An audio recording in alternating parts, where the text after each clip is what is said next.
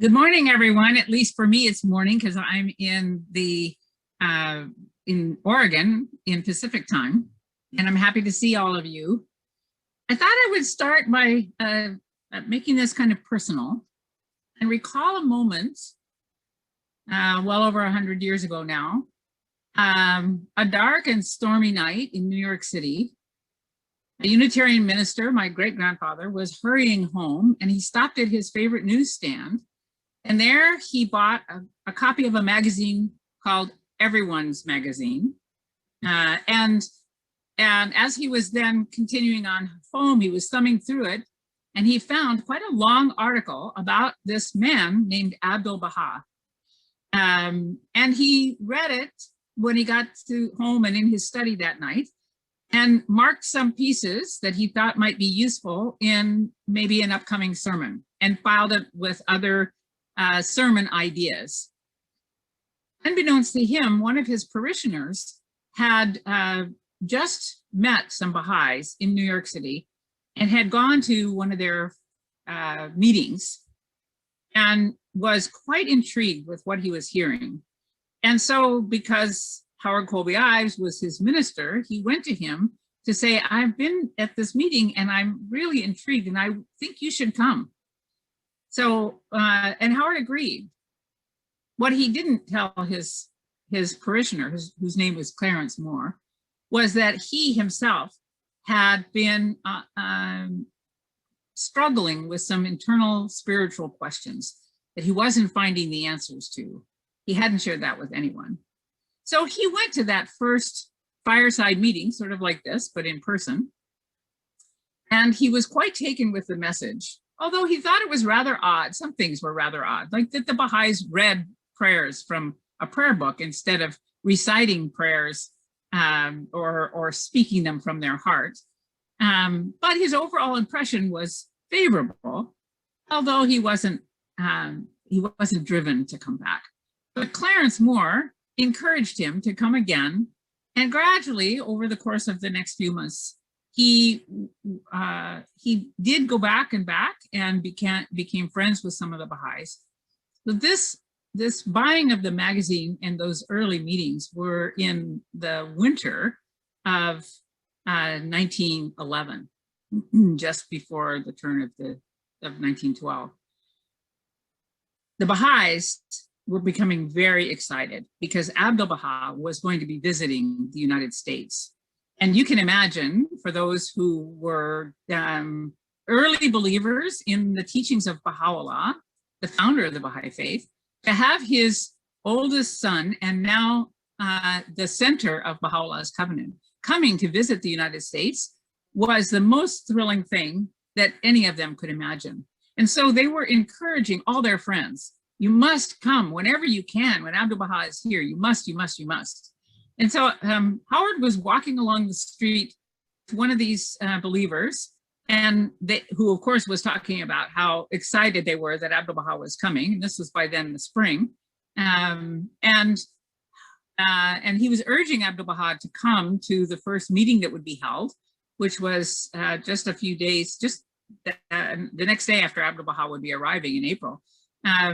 And Howard was reluctant because he knew he had this spiritual conflict going on within him, which he hadn't spoken to anyone of. And so he said to this Baha'i friend, I would really only benefit if I could see Abdu'l Bahá alone. I'm a preacher. I give sermons every week. I give talks from podiums. For me to sit in an audience and listen to Abdu'l Bahá speak and then through a translator into English, I'm not going to get anything out of that. So, but I really, really would get something out of being alone with Abdu'l Bahá. And his Baha'i friend laughed understandingly and then said, well, everybody wants to be alone with Abdu'l Bahá, but it won't happen. And Abdu'l Bahá is never alone with people because he always has his translators with him. So they just set the matter aside. And his friend and the other Baha'is really encouraged him, come, you must come to this meeting with Abdu'l Bahá. And so reluctantly, he found himself in the Hotel Ansonia, in the big ballroom where this meeting was going to take place. And he was actually at the back of the room, and looking out onto the street, kind of wishing he was there instead of in this big meeting, because he was convinced he wasn't going to get anything out of it. And now I want to read to you from him, his recollection of that time at that meeting. It starts, "So I was somewhat withdrawn from the others when my attention was attracted by a rustling throughout the room. A door was opening far across from me, and a group was emerging, and Abdu'l Bahá appeared saying farewell. None had any eyes save for him. I had the impression of a unique dignity and courtesy and love. The morning sunlight flooded the room to center on his robe. His fez was slightly tilted, and as I gazed, his hand, with a gesture evidently characteristic, raised and touching, restored it to its proper place. His eyes met mine as my fascinated glance was on him. He smiled, and with a gesture which no word but lordly can describe, he beckoned me. Startled gives no hint of my sensations. Something incredible had happened. Why, to me, stranger, unknown, unheard of, should he raise that friendly hand? I glanced around. Surely it was to someone else that gesture was addressed. Those eyes were smiling. But there was no one near, and again I looked, and again he beckoned me. And such understanding love enveloped me that even at that distance, and with a heart still cold, a thrill ran through me as if a breeze from a divine morning had touched my brow. Slowly, I obeyed that imperative command. And as I approached the door where still he stood, he motioned others away and stretched his hand to meet me as if he had always known me. And as our right hands met, with his left, he indicated that all should leave the room, and he drew me in and closed the door. I remember how surprised the interpreter looked when he too was included in this general dismissal. But I had little thought then for anything but this incredible happening. I was absolutely alone with Abdu'l Bahá. The halting desire expressed weeks ago was fulfilled the very moment that our eyes first met. Still holding my hand, Abdu'l Bahá walked across the room towards where in the window 2 chairs were waiting. Even then, the majesty of his tread impressed me, and I felt like a child led by his father, a more than earthly father, to a comforting conference. His hand still held mine, and frequently his grasp tightened and held more closely. And then, for the first time, he spoke, and in my own tongue, softly came the assurance that I was his very dear son. What there was in these simple words that carried such conviction in my heart, I cannot say. Or was it the tone of voice and the atmosphere pervading the room, filled with spiritual vibrations beyond anything I had ever known, that melted my heart almost to tears? I only know that a sense of verity invaded me. Here at last was my father. What earthly paternal relationship could equal this? A new and exquisite emotion all but mastered me. My throat swelled, my eyes filled. I could not have spoken had life depended on a word. I followed those masterly feet like a little child. And we sat in the 2 chairs by the window, knee to knee and eye to eye. At last, he looked right into me. It was the first time since our eyes had met with his first beckoning gesture that this had happened. And now nothing intervened between us. And he looked at me. He looked at me. It seemed as though never before had anyone really seen me. I felt a sense of gladness that I at last was at home, and that one who knew me utterly, my father in truth, was alone with me. As he looked, such play of thought found reflection in his face that if he had talked an hour, not nearly so much could have been said. A little surprise, maybe, perhaps followed by swiftly such sympathy, such understanding, such overwhelming love. It was as if his very being opened to receive me. With that, the heart within me melted and the tears flowed. I did not weep in any ordinary sense. There was no breaking up of feature. Unheeded, as I looked at him, the tears flowed. He put his 2 thumbs to my eyes while he wiped the tears from my face, admonishing me not to cry, that one must always be happy. And he laughed, such a ringing, boyish laugh.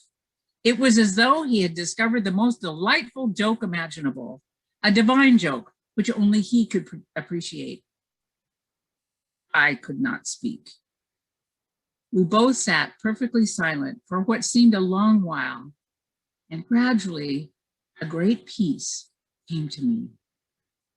Then Abdu'l Bahá placed his hand upon my breast, saying that it was the heart that speaks. Again, silence, a long, heart-enthralling silence. No word further was spoken, and all the time I was with him, not one single sound came from me. But no word was necessary from me to him. I knew that even then, and how I thanked God it was so. Suddenly, he leapt from his chair with another laugh as though consumed with heavenly joy. Turning, he took me under the elbows and lifted me to my feet and swept me into his arms. Such a hug, no mere embrace. My very ribs cracked. He kissed me on both cheeks, laid his arm across my shoulders, and led me to the door. That is all, but life has never been quite the same since. I started with this story because the question of who is Abdu'l Bahá is a difficult one to answer. And sometimes I think it's better for us to just find a way to experience Abdu'l Bahá. And this is one way to hear the story of a believer who had the bounty to be with Abdu'l Bahá, although he was not a believer at that time. Abdu'l Bahá stayed in this country for 8 months. He arrived in April and he left in the winter. And there you can follow the story of Howard Colby Ives in the book that he wrote called Portals to Freedom. But I thought I would use Abdu'l Bahá's visit here in the United States to kind of examine a few things about who Abdu'l Bahá is. Before that, I'll just give a little bit of history.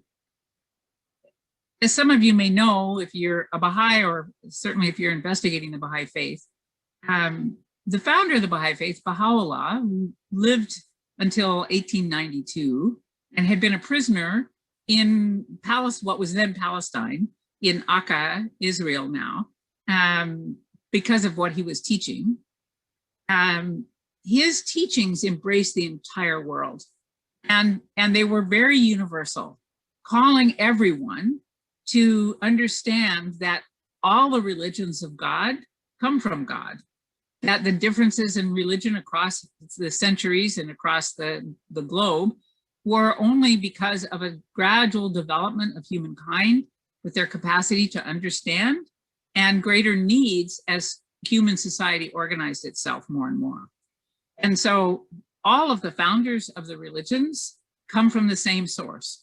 They all speak with the same voice, he said, and that voice is the voice of God, brought to us through these, what we call the divine manifestations. Some people call them the prophets.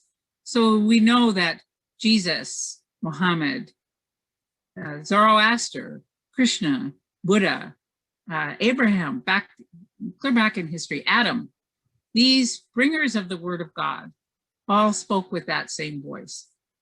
When Baha'u'llah passed away, he left a very short, only 2 pages long, document in which he, among other things, appointed Abdu'l Bahá, who was his eldest grandson, as what he called the center of the covenant, and told all the Baha'is that they must turn to Abdu'l Bahá. He had written of Abdu'l Bahá in other passages during his lifetime, though. He referred to Abdu'l Bahá as the mystery of God. Abdu'l Bahá was not a divine messenger like the founders of the world's religions, and yet he had the ability to interpret his father's teachings. He was authorized to do that, and he had a divine connection. And so when people would ask him questions, he was able to answer not just of his own, but because the answers came to him. But Abdu'l Bahá also chose his own name or title, Abdu'l Bahá, which means servant of the glory. And he regarded himself as the servant of humanity. And so though he was the head of the Baha'i faith, you never saw him looking like the head of the Baha'i faith, of a worldwide, very rapidly growing religion. He dressed very simply.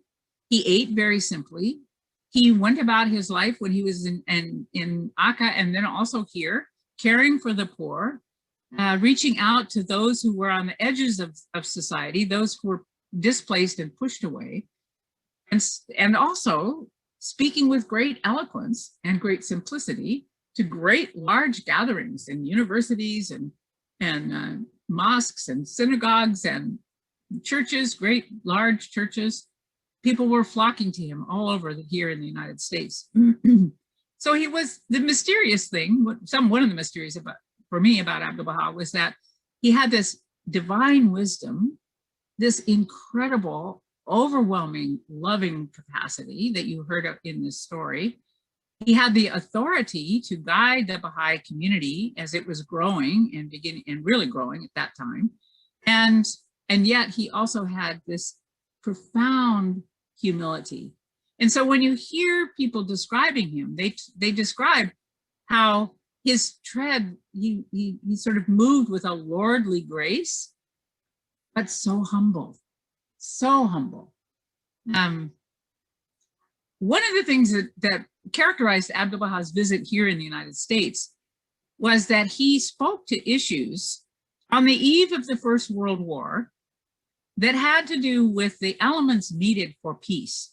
And so sometimes he spoke about world peace, but oftentimes he spoke about the things that actually were hindering humanity from gaining that ability to have world peace. So for instance, he spoke about the need for the recognition of the equality of women and men.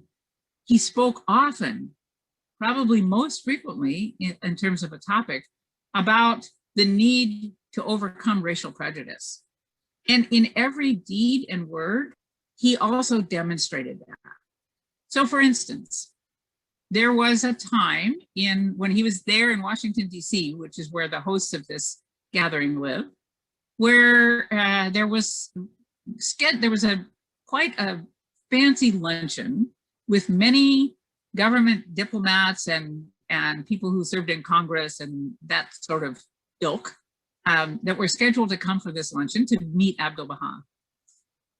Abdu'l Bahá had, he filled his days. And so prior to the luncheon, he had invited a Baha'i whose name was Louis Gregory, who was a very distinguished Black man, a lawyer, but of course was never included in such things as this kind of society luncheon because the divide between Black and white was so pronounced. So he had invited Louis Gregory to come and meet with him at 11 o'clock because Louis Gregory had requested a chance to have a conversation with Abdu'l Bahá. And so Abdu'l Bahá and Louis Gregory were sitting in the meeting area of the place and where this luncheon would be hosted, having a conversation. And it appeared that Abdu'l Bahá was kind of prolonging the conversation. It wasn't just short. He prolonged it until finally it was announced that luncheon was served. And Abdu'l Bahá got up and the people were going to lead him to the dining room where the luncheon was being served. And Louis Gregory, knowing that he would not be welcome in this meeting and in this luncheon, and certainly had not been invited, just began to quietly slip away. When Abdu'l Bahá entered the dining hall and looked around and saw the name badges that were there, this was very fancy things, name cards, silverware, crystal, beautiful china, the whole 9 yards on linen tablecloths. And he did not see Louis Gregory's name. Suddenly he calls out, "Where is Mr. Gregory? Where is Mr. Gregory? Go get Mr. Gregory." So the host of the luncheon went racing out of the dining hall, hoping to catch Mr. Gregory before he had slipped away out of the house. He caught him just as he was at the front door getting ready to leave and brought him back, saying, "Abdu'l Bahá wants you here." And as he brought Louis Gregory into the dining hall, he saw that Abdu'l Bahá had completely reorganized the place settings, had called for another place to be set, and placed Louis Gregory at his right hand at the seat of honor, sat him as if nothing had happened out of the ordinary, and then went on with the luncheon. Never made any mention of it, just went on with the luncheon with Louis Gregory sitting there at his right hand. This had never happened in high society there in Washington, D.C., because the races did not mingle. I often think about how Mr. Gregory must have felt sitting at that luncheon, and only his love for Abdu'l Bahá could have kept him there, because he would not have been feeling welcome by the people in the room. And yet, Abdu'l Bahá, although he was not the host, was the host. He was the host wherever he was. There's another story. I'm actually collecting stories of who Abdu'l Bahá brought to the table, because I think he spoke about race unity, but he demonstrated race unity. And we look to his life because he was the perfect example of living Baha'u'llah's teachings. We look to his life to see, what does that look like? So you may not know this, but part of Abdu'l Bahá's visit to the United States was that he went all the way to the West Coast, to San Francisco, then down to Southern California, and then back across to the East Coast before he left the country. On his way west in Chicago, where a gathering of the Bahá'ís had actually come to the railroad station where Abdu'l Bahá was going to stop and meet with them before he resumed his trip on the train, there was a Japanese man whose name was Fujita. He was a Baha'i, and he had come from where he was living, which was not in Chicago, because he wanted to see Abdu'l Bahá. Now, Fujita was quite short, and so he had literally shinnied up a light pole so that he could see above the crowd, to be able to see Abdu'l Bahá. And as Abdu'l Bahá was meeting with the friends there in the train station, he looked up at Fujita and summoned him. And Fujita skinny down the flagpole and went and joined Abdu'l Bahá, so happy to have been beckoned. And Abdu'l Bahá asked him to come with him to the West. And so he joined the group on the train, and west they went. Now, in the West, on the West Coast at that time, the rampant prejudice was not so much of African descent, because there weren't very many of them there yet in the early 1900s. It was against the people who were Asian, especially the Chinese. And of course, people who were not Chinese could not tell the difference between one Asian country and another, because there were Chinese workers building the railroads. And so they were the ones who everybody regarded with disdain. So who does Abdu'l Bahá take with him? An Asian man. He stopped one day, one 24-hour period in Colorado, in Glenwood Springs. And that's the only day out of the 294 days that he was here that he actually took a break. He rested. Glenwood Springs has a hot springs. It has a hotel that is used to catering people who come to visit the springs. And so when the train pulled up, Abdu'l Bahá said, "We will stay here overnight." He checked into the hotel. The next day, he went and spent a lot of time in the hot springs. He actually was able to stay in the hot water longer than any of the other friends that were traveling with him. Was very refreshed by it. And then asked the hotel owner if he would please arrange for them to have luncheon out in the garden, something the hotel had never done. Serving lunch outside was a new concept to him. So the hotel owner carefully took chairs and tables out, set it all up. He carefully counted the number of visitors that would be having lunch. And when he announced that lunch was served, and Abdu'l Bahá came and looked at the table, he said, "We're missing a place. We need one more place." And the hotel owner said, "No, no, I counted you very carefully. I know this is exactly the right number." And Abdu'l Bahá shook his head and said, "No, we need another place." Of course, the hotel owner had assumed that Fujita was a servant and would not be joining them for a meal. So eventually he brought another place setting and another table, another chair. And again, Abdu'l Bahá placed Fujita at the place of honor at his right hand to have luncheon in this hotel, beautiful garden. There's another story, not set in the United States. It was actually the first time that the American Baha'i friends were able to visit Abdu'l Bahá. So this is before he came to America, but after the prison restrictions had been loosened for his family and he was allowed to move about more freely in the prison city of Akka and nearby the town of Haifa. The first group of pilgrims from the United States were hosted by Phoebe Hearst, very wealthy Baha'i. And of course, she had brought her servants with her. And when they met Abdu'l Bahá for the first time, as he looked around the room at all these devoted believers, was so happy to be in his presence. Really, for the first time any Western Baha'i had seen and been in Abdu'l Bahá's presence. So they're there, so happy to be with him. He looks around the room and he asks for, "Where is Mr. Turner?" Mr. Turner was Phoebe Hearst's black butler. So Mr. Turner was sent for and he was brought into the room, and Abdu'l Bahá invited him to join them and to sit with them. Again, something that never happened.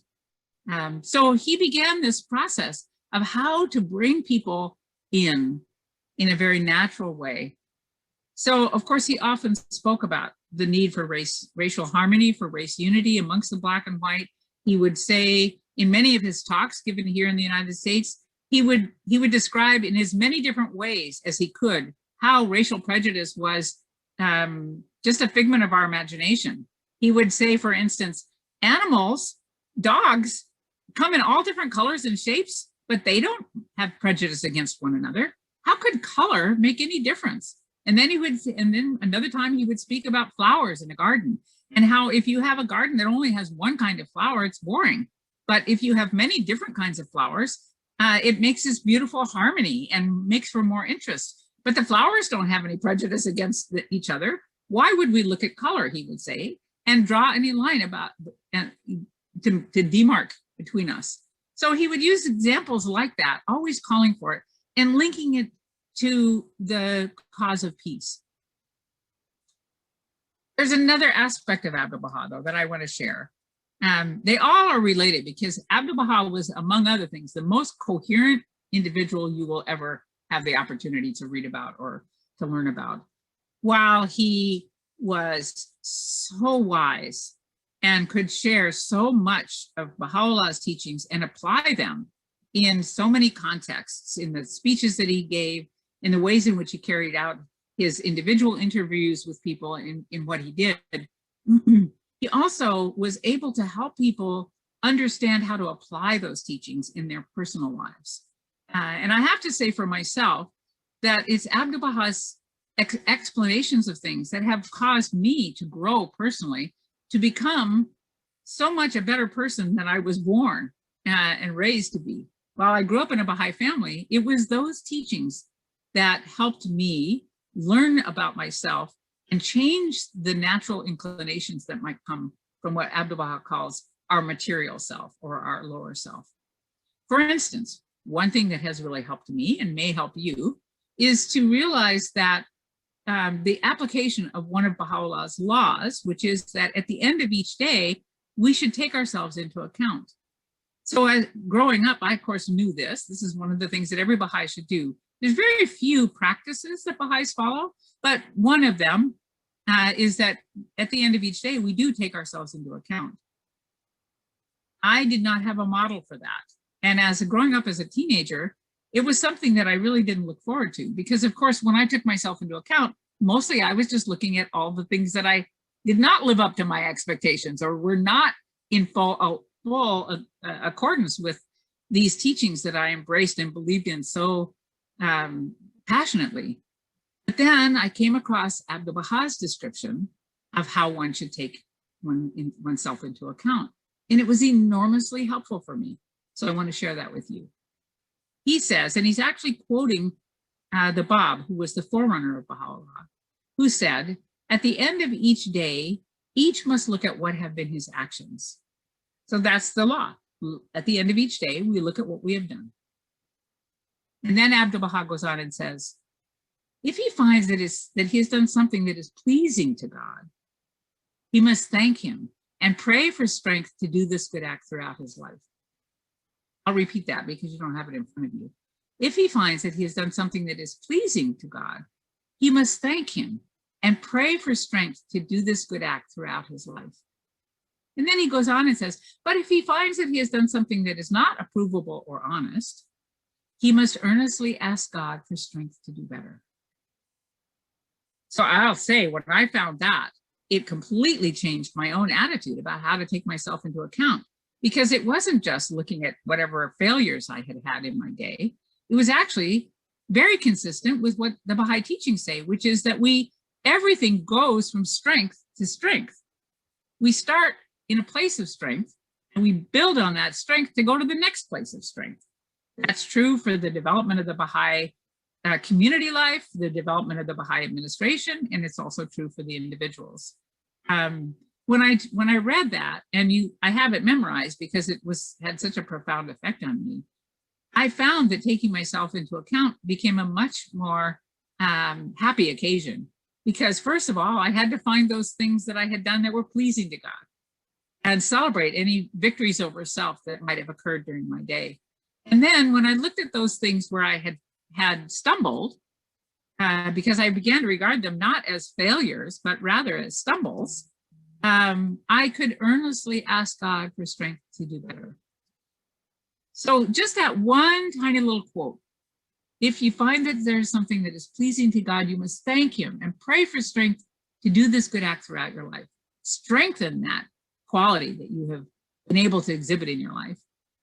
And if you find that you've done something that is not approvable or honest, earnestly ask God for strength to do better. So it was mentioned in the introduction that I have a degree in psychology. One of the things I know from psychology is that the human brain is crafted in such a way that we are very attracted to putting together puzzles. We want to solve puzzles. That's why those who love math. It's all about the puzzle. That's why you see with babies, the first thing that they want to do is start manipulating the world around them. They figure out how to get their fist into their mouth. And then gradually they learn how to put one thing on top of another thing, or smaller things inside of bigger things. It's all about the puzzles. Really, all of life is about puzzles, solving the puzzles. And so when that last phrase, if he finds that he's done something that is not approvable or honest, he must earnestly ask God for strength to do better. Just as saying those words, oh God, give me strength to do better, wakes up the puzzle solver side of the human mind. And you start replaying the incident. And then you say, well, maybe I should have said this. Maybe I could have done that. Maybe I should have kept my mouth closed. And you begin to actually kind of do a little scenario in your head, and you try on different behaviors, thinking about how you could do better. So it actually unlocks the capacity for real reflection. You can see, so just this one, on the printed page, it's about this big. Radically changed my life. So I'm going to share another one too, because really it was how this Abdu'l Bahá would share with us the spiritual principles that you could see guiding his every behavior. And so if we want to try and be like him, who Baha'u'llah said was a perfect example of how the Baha'i teachings are lived in a human life, then we want to look closely at what he does, but also read carefully what he says. So one of the things that Abdu'l Bahá enjoins with us, and it's of course because Baha'u'llah says it, is that we must avoid completely any backbiting or criticism. In fact, Abdu'l Bahá says fault finding is the most hateful characteristic of man. So as I was growing, as I was coming into my adulthood and then bore my children, I realized how insidious criticism is in the culture that I was raised in, and that you, most of you, if you're here, if you're visiting from America, this is the culture of criticism is so rampant that we don't even notice it. It's kind of like we're covered with this slimy ooze of criticism, and it invades every part of our lives. And I began to notice it in my parenting. And although, to my defense, I was probably, compared to other parents, not nearly as critical as most parents that I was observing with their children, still, it did not come up to the Baha'i standard that Abdu'l Bahá set, which was fault finding is the most, what did I say? The most hateful characteristic of man. And so I determined, because of that, and because of the guidance that he gave, that I needed to root that out. And I'll say my kids were very glad of it, and I think they came out better because of it. But it took a long time, because the only example I had of that was Abdu'l Bahá. So I don't know if you remember in the video, the music video that we saw at the beginning of this talk, there was one picture of Abdu'l Bahá sitting on a park bench, and there are some ladies sitting near him, dressed in their 1912 fancy clothes. In that gathering in the park, he remarked to them, and there's actually quite a crowd, you don't see the whole crowd in that particular picture, that were gathered around, most of them sitting on the ground surrounding this park bench. It was in Chicago. And he said to them so sweetly, "You may have noticed that I haven't mentioned your faults to you. It isn't that I haven't seen them. It's that I have chosen to overlook them." And then he said, "I hope you will do the same for each other." So sweet, so sweet. So there's a whole line of teachings that remind us that we have to concentrate on our own spiritual growth and overlook the faults of one another. And you can see how Abdu'l Bahá did that in every possible way. So, for instance, another story of my great-grandfather, who had the bounty of being invited by Abdu'l Bahá to join him as frequently as Howard was available. One day, Abdu'l Bahá invited him to go with him on his daily walk. This was somewhere in New York City, I believe. And Howard Colby Ives had this burning theological question that he wanted to pose to Abdu'l Bahá. And so he raised the question. Abdu'l Bahá very kindly answered it. And Howard didn't agree with the answer. After all, he'd gone to seminary, he was a clergyman. And so he started to marshal back a rebuttal of what Abdu'l Bahá had said. He said his piece, and then Abdu'l Bahá just smiled at him, and he said, "Mr. Ives, you try your way, and I will try mine." So he didn't engage in even trying to refute what Howard had said. There's a family story that comes down through the generations in our family, because whenever Howard Colby Ives would tell this story, his face would get beet red in thinking that about his having tried to argue with Abdu'l Bahá.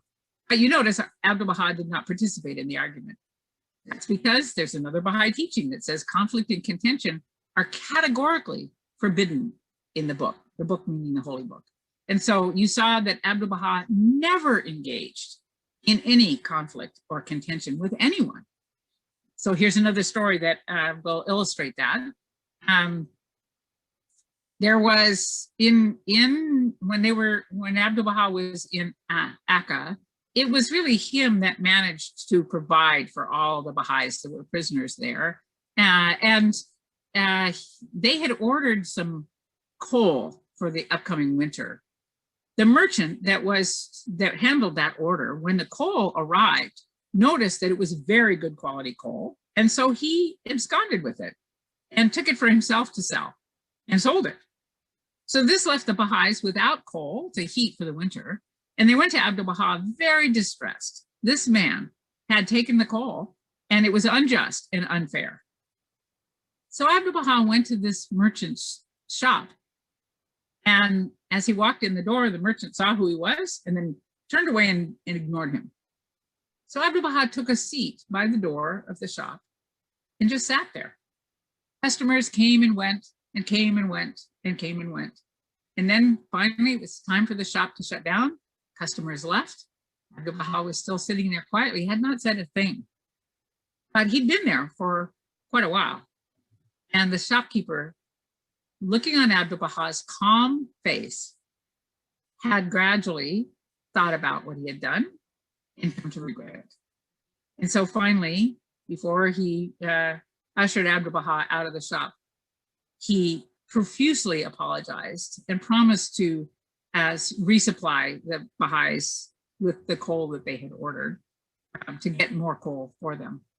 So Abdu'l Bahá never even uttered a word. He just sat there, smiling and calm, and waited for the person to be able to come to their senses. There's another story. It's also a story in Portals for Freedom. I'm going to tell two more and then we'll end and take some questions. This story in that same book by my great-grandfather was also something that he witnessed. He was visiting Abdu'l Bahá in Dublin, New Hampshire, and was in the Dublin Inn where Abdu'l Bahá was staying, looking out the window because Abdu'l Bahá had gone for a walk. So he was kind of waiting for him to come back. And he observed Abdu'l Bahá coming up the sidewalk towards the entrance of the Dublin Inn, and coming towards him was a very wretched looking, very poor man whose clothing was kind of in tatters, especially his pants. When I tell this story to children, I tell them his pants were more holes than they were pants. So as this man approached Abdu'l Bahá, he was all bent over and looking very sad. Abdu'l Bahá greeted him and they stood and talked for a while. And then Abdu'l Bahá asked him about his pants, why his pants were so ragged.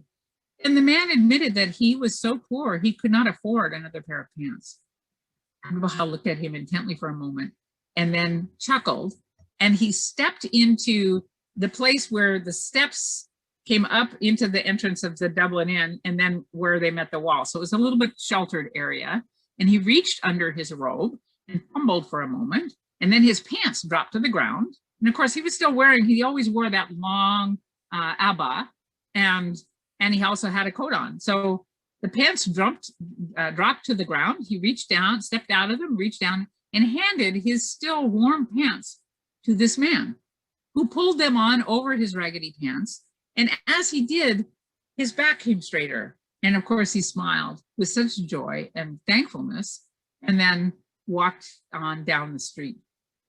And Abdu'l Bahá bounded up the stairs with such delight, so pleased with himself that he could give his pants to this man. And there are many stories that you will find of Abdu'l Bahá giving away articles of clothing, often coats. We don't have time now for those, but I'll just say it's useful to follow stories like this, so threads of stories through all the many books that have been written about Abdu'l Bahá. The last story that I want to share kind of comes full circle with this story of race the focus on race that I had mentioned earlier, because it was one of the major themes of Abdu'l Bahá's visit to us and much of what he wrote as well.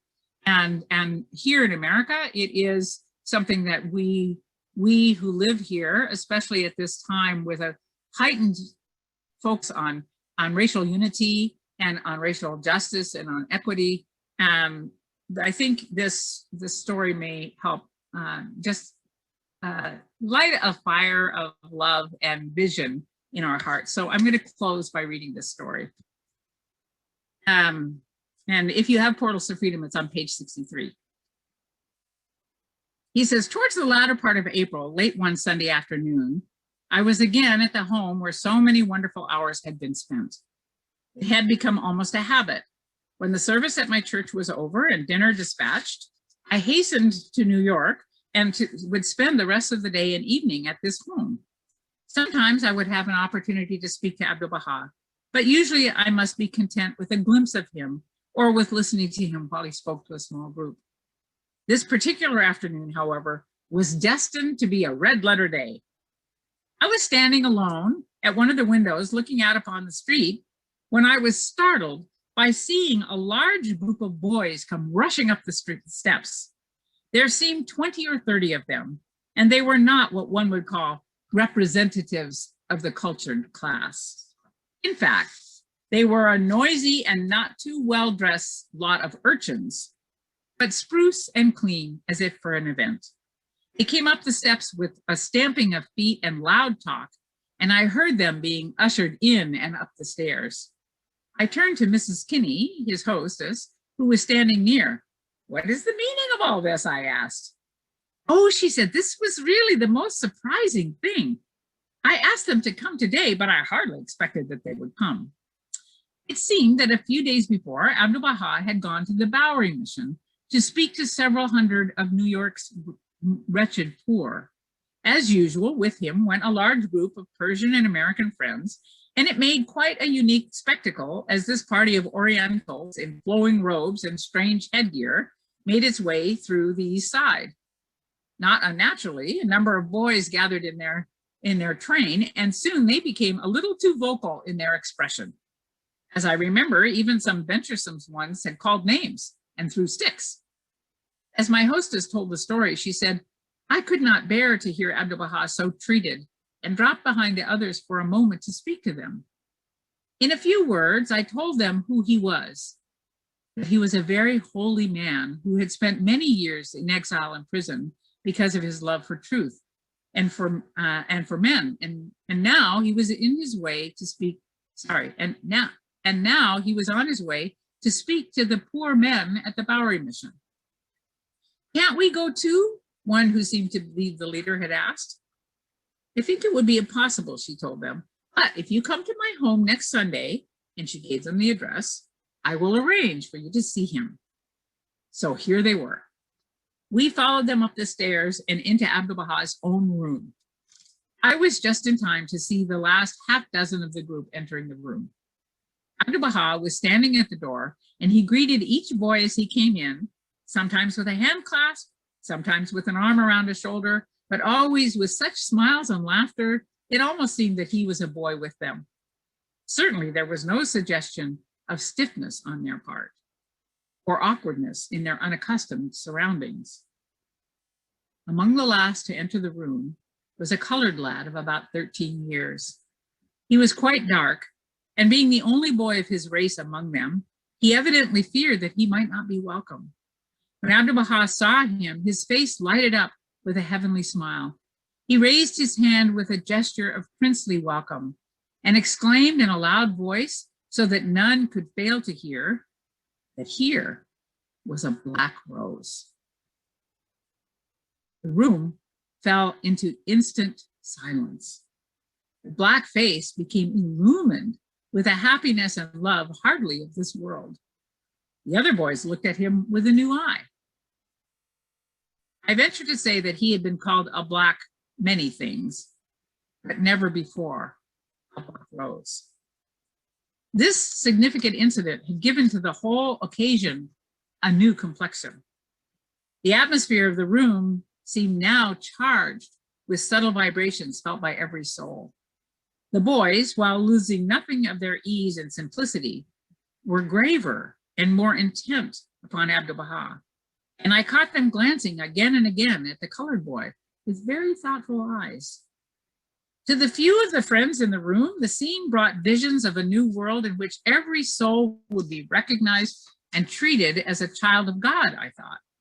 What would happen to New York if these boys would carry away such a keen remembrance of this experience that throughout their lives, whenever they encountered any representatives of the many races and colors to be found in that great city, they would think of them and treat them as different colored flowers in the garden of God?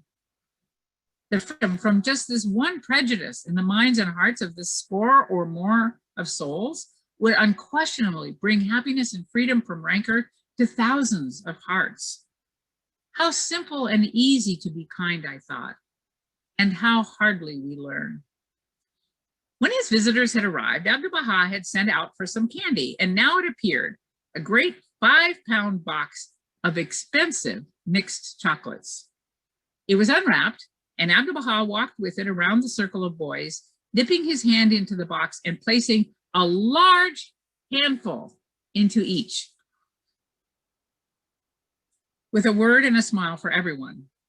He then returned to the table at which he had been sitting, and laying down the box, which now had only a few pieces in it, he picked from it a long chocolate nougat. It was very black. He looked at it a moment, and then, without a word, he walked across the room to where the colored boy was sitting, and still without speaking, but with a humorously piercing glance that swept the group, laid the chocolate against the black cheek. His face was radiant as he laid his arm around the shoulder of the boy, and that radiance seemed to fill the room. No words were necessary to convey his meaning, and there could be no doubt that all the boys caught it. You see, he seemed to say, that he is not only a black flower, but also a black sweet. You eat black chocolates and find them good. Perhaps you would find this black brother of yours good also, if once you tasted his sweetness. Again, that odd hush fell upon the room. Again, the boys all looked with real wonder at the colored boy, as if they had never seen him before, which indeed was true. And as for the boy himself, unconscious of all but Abdu'l Bahá, he seemed perfectly unconscious, And as for the boy himself, upon whom all eyes were now fixed, he seemed perfectly unconscious of all but Abdu'l Bahá. Upon him, his eyes were fastened with adoring and blissful looks such as I had never seen upon any face. For the moment, he was transformed. The reality of his being had been brought to the surface, and the angel he really was revealed. I think that is as good a description of who Abdu'l Bahá was as any I can find. He somehow brings the angel out in all of us. So with that, I'll try and take some questions. Thank you so much, Ms. Toussaint-Brock, for your talk. I think everyone enjoyed it. I know I did. A lot of these stories I'd never heard before, so that was really nice to hear. So now we can have time for a Q&A portion. So if you have a question, you can put it in the chat and I will read it out loud. And I guess our first question was the reference for the quote about taking ourselves into account each day. Yes, and I think my sister Anne, who's on this, has posted the answer to it in the chat. Is that true? Yes, it looks like it comes from Star of the West. Yes. Our next question asks, when it becomes known that backbiting and gossip has occurred, what actions might the local institutions take to address it with the individuals involved? Yeah, so this is, of course, a question for the Bahá'ís who are trying to figure out how on earth do we live in a community free of being and gossip and criticism when we are surrounded by a culture that takes it to a fine art. I think the advice always given by both Abdu'l Bahá, but also currently by the head of the Bahá'í Faith, the Universal House of Justice, is that this is where friends need to study more deeply the teachings about such things. In fact, there's very specific advice given that this is not something we have to make a new rule about, because we already have the law of Baha'u'llah. Rather, what we need to do is strengthen our understanding of it and come to the point where no person who embraces the teachings of Baha'u'llah would be willing to indulge in either criticism or backbiting. And there are multitudes of references that would help people understand that. So for instance, there's one that I could share with you from Abdu'l Bahá. And I'll just read it. It's not very long. And this comes from the selections from the writings of Abdu'l Bahá on page 230 and 231. And it's about backbiting, but I like it because it also really talks about criticism as well and the effects and then what to do. So here's kind of a more directed answer in terms of what do you do in the presence of such things. And he says this, he says, "Oh, beloved of the Lord, if any soul speak ill of an absent one, the only result will clearly be this: he will dampen the zeal of the friends and tend to make them indifferent. For backbiting is divisive. It is the leading cause among the friends of a disposition to withdraw. If any individuals should speak ill of one who is absent, it is incumbent on his hearers, incumbent means it's required, in a spiritual and friendly manner to stop him, and to say in effect, would this detraction serve any useful purpose? Would it please the Blessed Beauty? That's another name for Baha'u'llah, the Blessed Beauty, it's another title. Would it please the Blessed Beauty contribute to the lasting honor of the friends, promote the holy faith, support the covenant, or be of any possible benefit to any soul? No, he says, never. On the contrary, it would make the dust to settle so thickly on the hearts that the ears would hear no more, and the eyes would no longer behold the light of truth. If, however, a person setteth about speaking well of another, opening his lips to praise another, he will touch an answering chord in his hearers, and they will be stirred up by the breathings of God. So the power in our utterance about people is in speaking well of one another, and avoiding completely. I'll put this in the chat for you all, so you'll have it. There we go. So that you can see here that the spiritual power is in speaking well of another and overlooking each other's faults. It's difficult, but it's not impossible, friends. And I will tell you, it took me about a decade to get it to be much more the habit to speak well and to give praise and to avoid criticism and to overlook faults. But it is what we have to do if we are actually going to be able to live. So I hope that is at least the beginning of an answer to that question. Great. Our next question asks, when was the covenant formally announced in New York by Abdu'l Bahá? Juneteenth, which is kind of a lovely coincidence. Of course, back then in 1912, people didn't really think about Juneteenth, but it happens to fall on the same day that he made the grand announcement where he called New York the city of the covenant, and this was where he helped the believers. These are all the followers of Baha'u'llah, to understand that he was the center of the covenant, which I had mentioned as one of his titles and also one of his responsibilities, of course, throughout his life. Yeah. Great. Our next question asks, I am handicapped. How can I, as an investigating Baha'i, use the teachings of both Baha'u'llah and Abdu'l Bahá to be a better Baha'i towards those that don't understand me? Well, if one is handicapped, there are so many ways to be handicapped. And actually the Baha'i teachings say that the most grievous sin is backbiting. And I would say that's the greatest handicap. But I'll try and give a little bit more of an answer. I think for people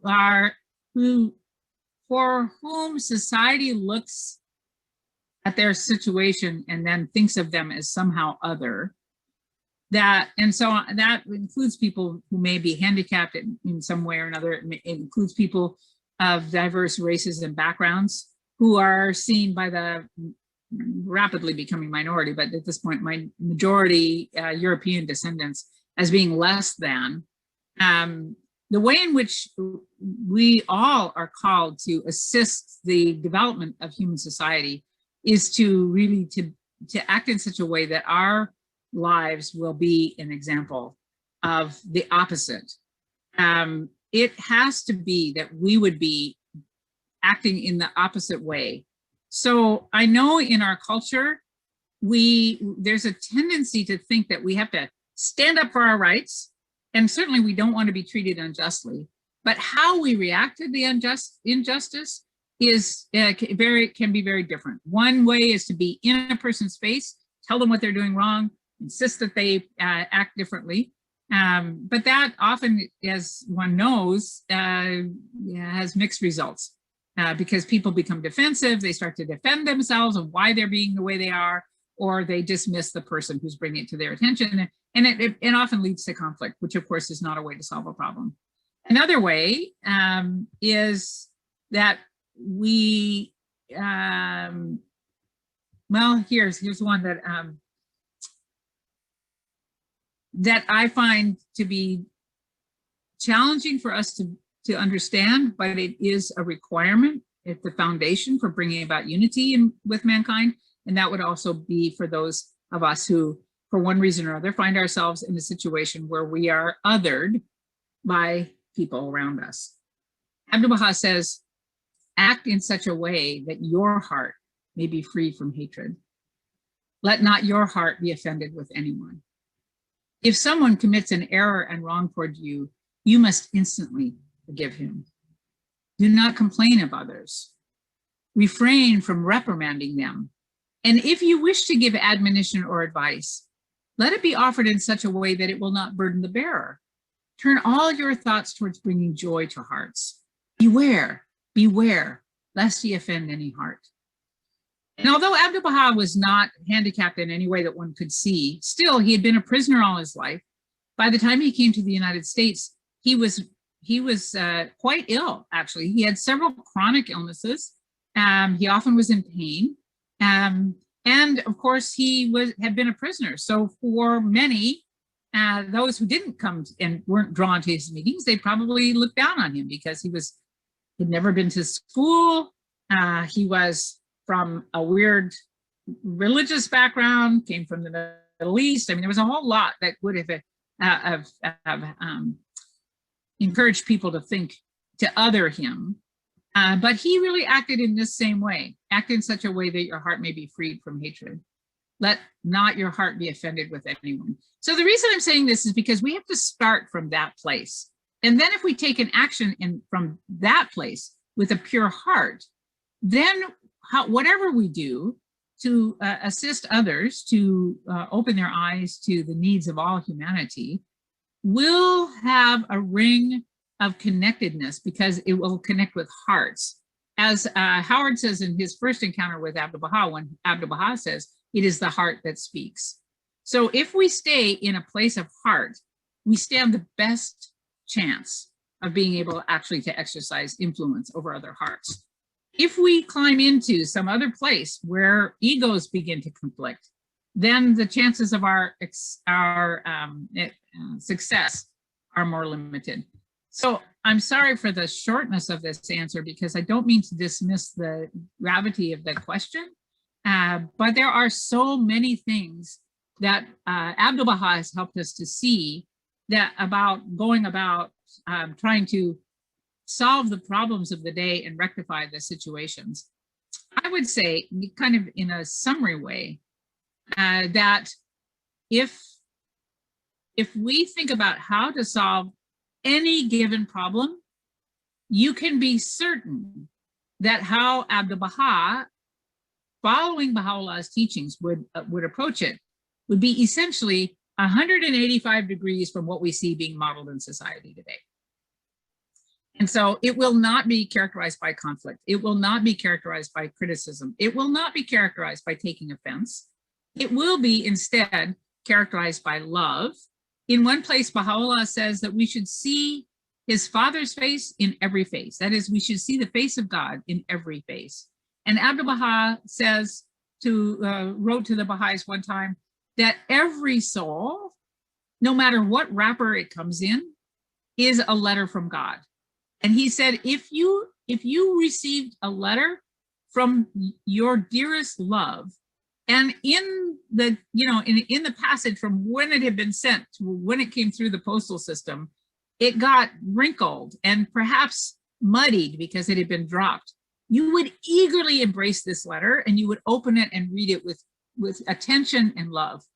And he reminds us that every soul we come across is a letter from God. And so we should eagerly embrace that letter from God. Yeah. Thank you. Our next question asks, I'm thinking that backbiting and gossip will only end when institutions address it. What might they do? They just have to keep reminding their friends.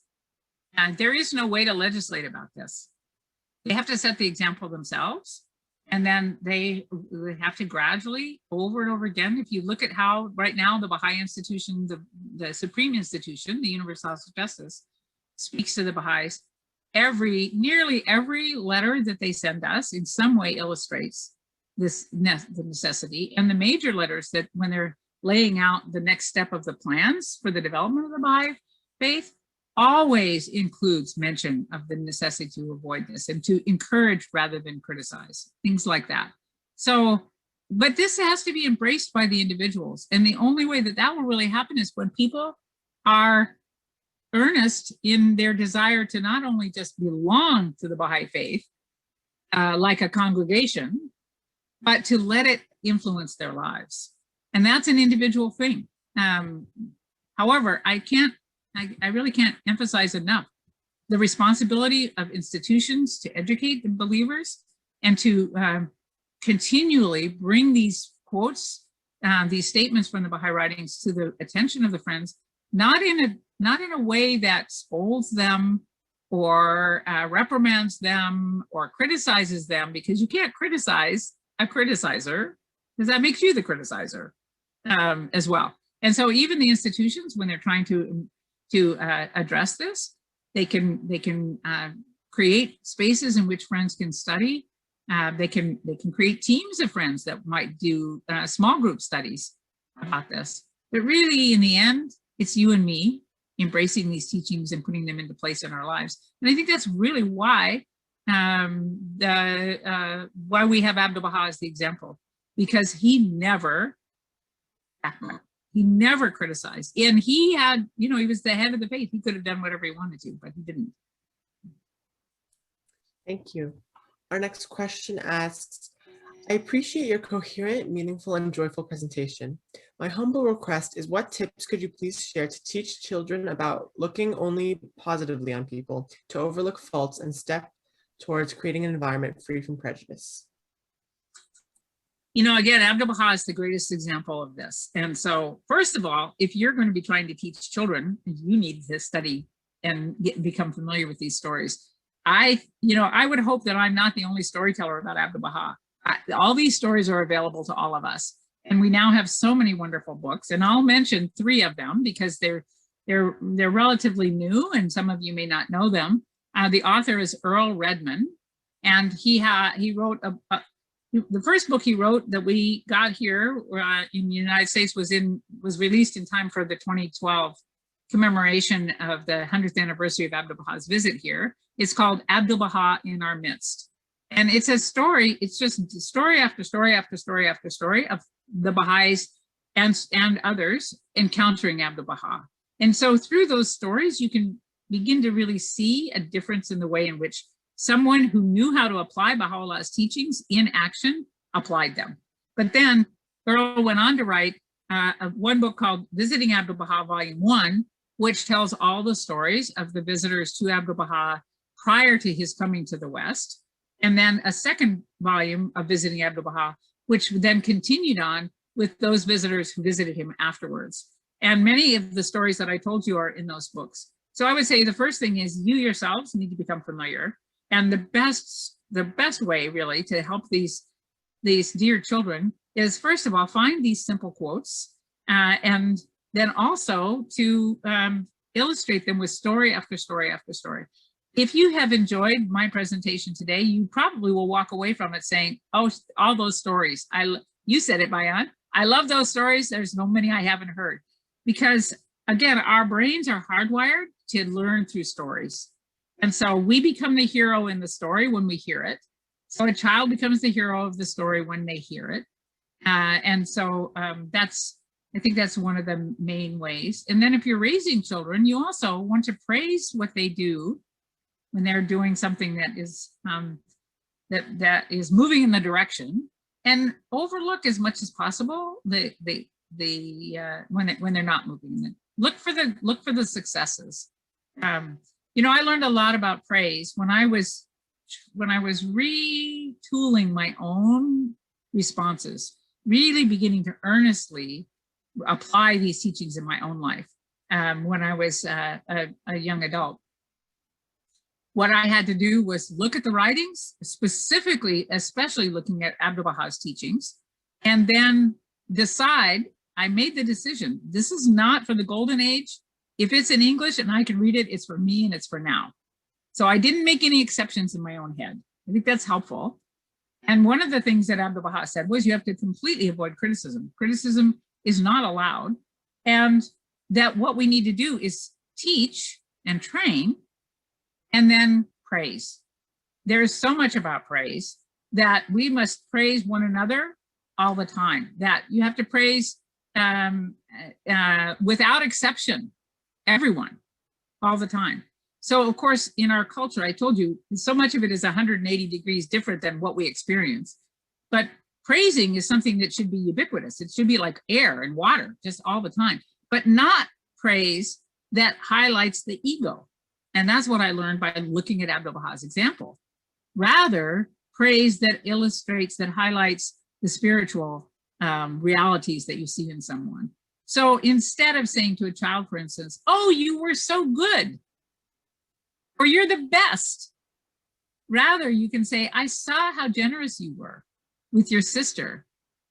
You were so generous with your sister just now when you shared your toy with her. You see, then it names the attribute. It doesn't go to the ego, it goes to the heart.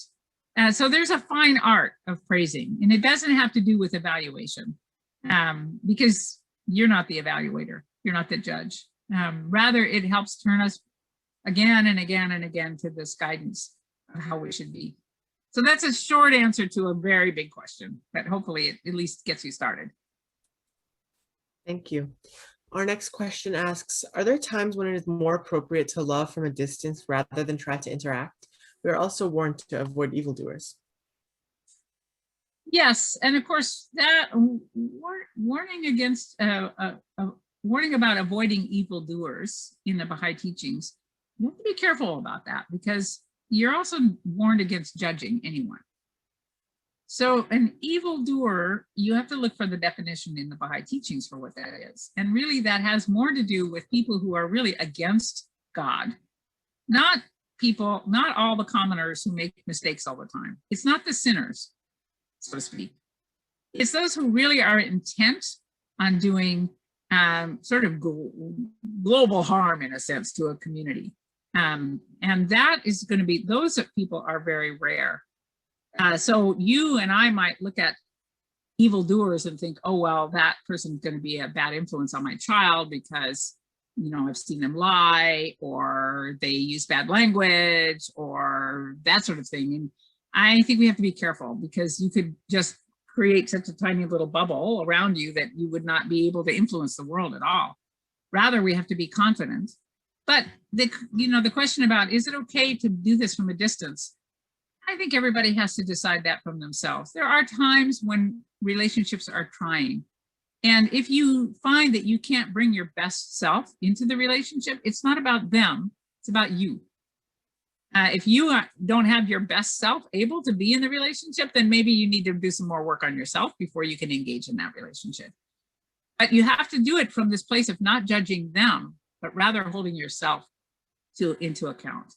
And if you can't, so Abdu'l Bahá brought his best self to anyone who did anything, and therefore he was able to follow his own guidance, which I'll read another passage of Abdu'l Bahá, which I find very, I think it's very helpful.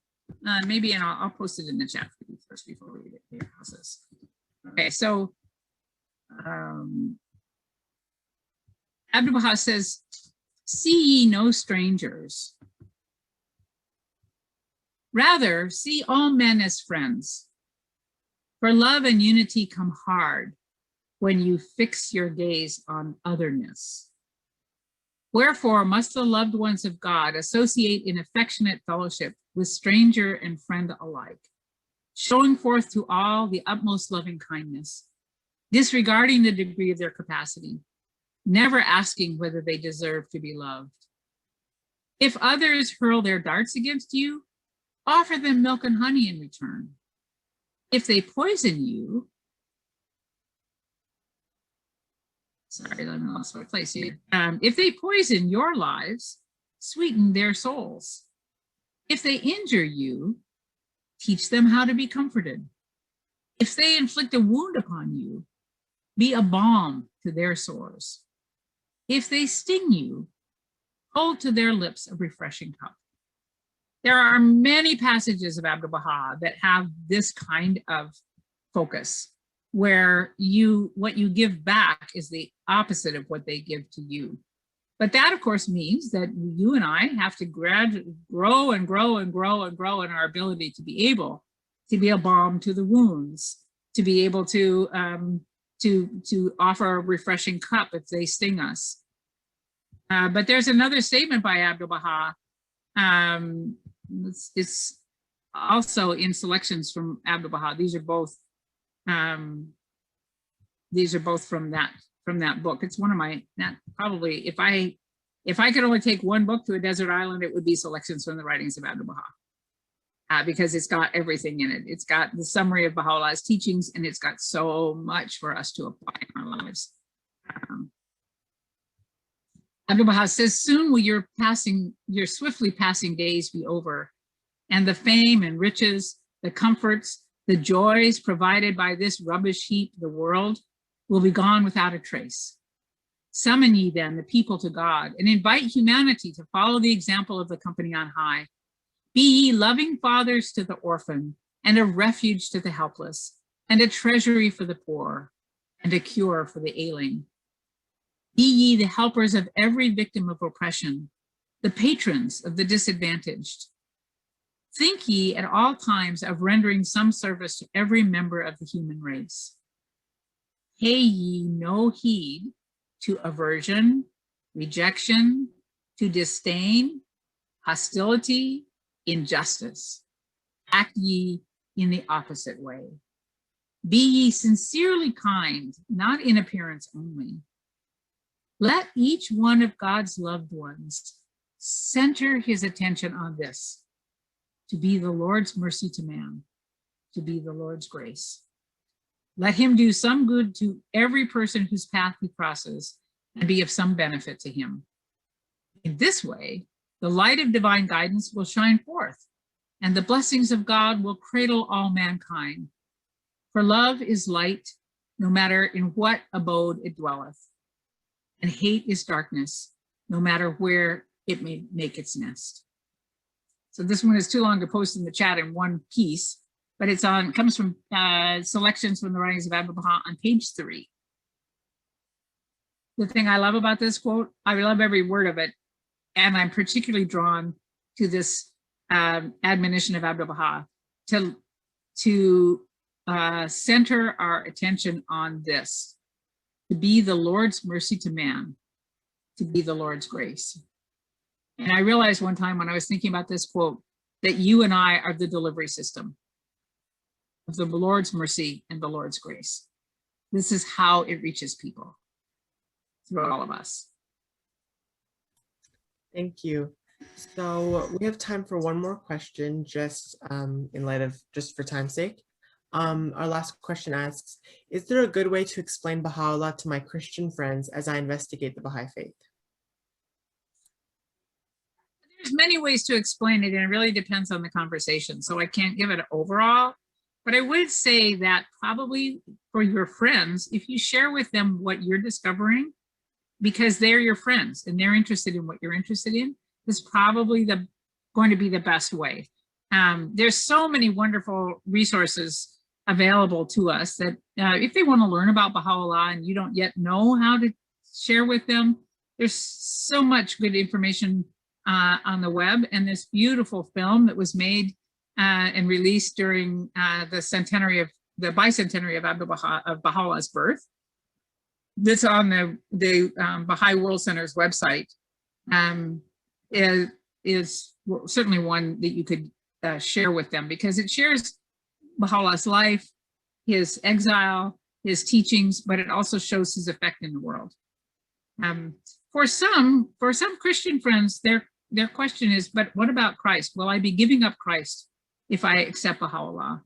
And really the answer to that question is very simple. There is no giving up of Christ when one accepts Baha'u'llah, because they speak with the same voice. And I know for my Christian friends who I've had the bounty of sharing Baha'u'llah's message with, when I actually offer them Baha'u'llah's writings, they can hear the same voice as the voice of Christ. they can hear the same voice. And so they know, they can tell that it's authentic and they won't be afraid of it. If you try to convince them with your own argument, then it's just your words. When they read Baha'u'llah's words, that's when they will know. And most people who are Christian that I've seen become Baha'is, it's when they actually interact with the Word of God and they recognize it as the Word of God. And they read what Baha'u'llah wrote about Christ, and it allays any fears that they might have. Thank you so much for your talk, Ms. Toussaint-Brock. I think everyone, evidenced by all these questions, really enjoyed it. So yeah, thank you so much. Oh, it's been a pleasure. Thank you so much. Of course. So now I'll just introduce our speaker for next week. Our speaker next week will be Mr. Vasu Mohan, and his topic will be Hinduism and the Baha'i Faith, Similarities and Differences. And again, these talks occur every Saturday at noon Eastern Daylight Time, so please invite your friends and family. And if you're new to the Baha'i Faith, or if you'd like to be added to our mailing list, please fill out the Google form that we will put in the chat below. And now we're just going to close with a Baha'i song.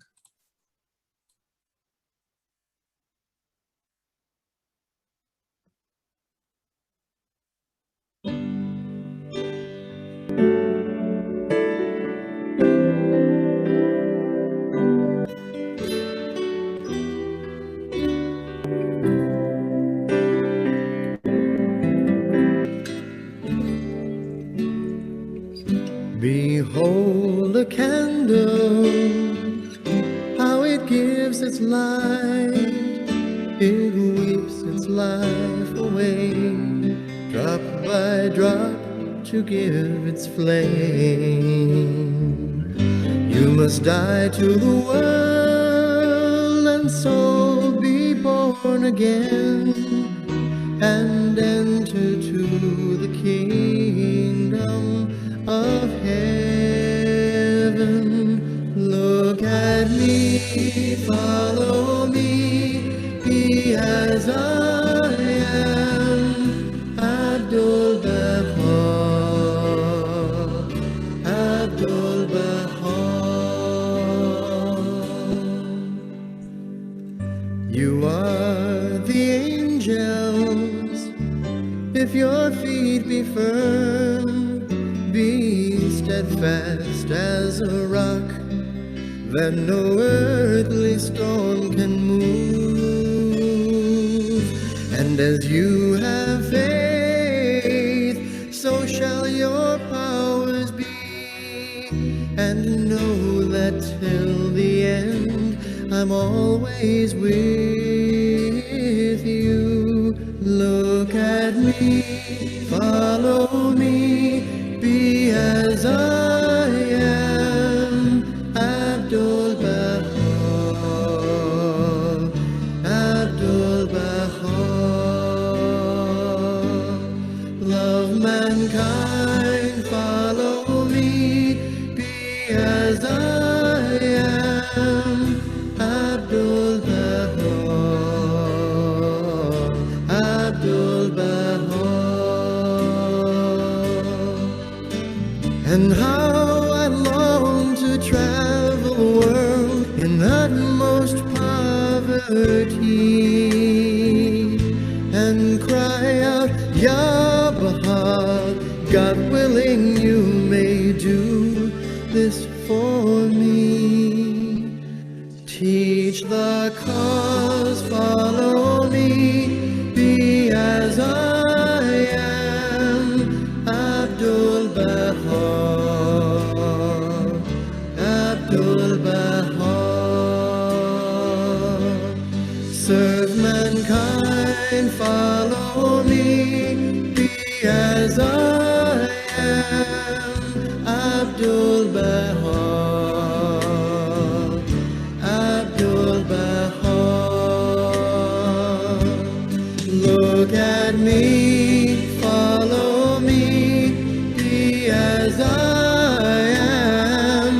Abdu'l Bahá, Abdu'l Bahá, Abdu'l Bahá.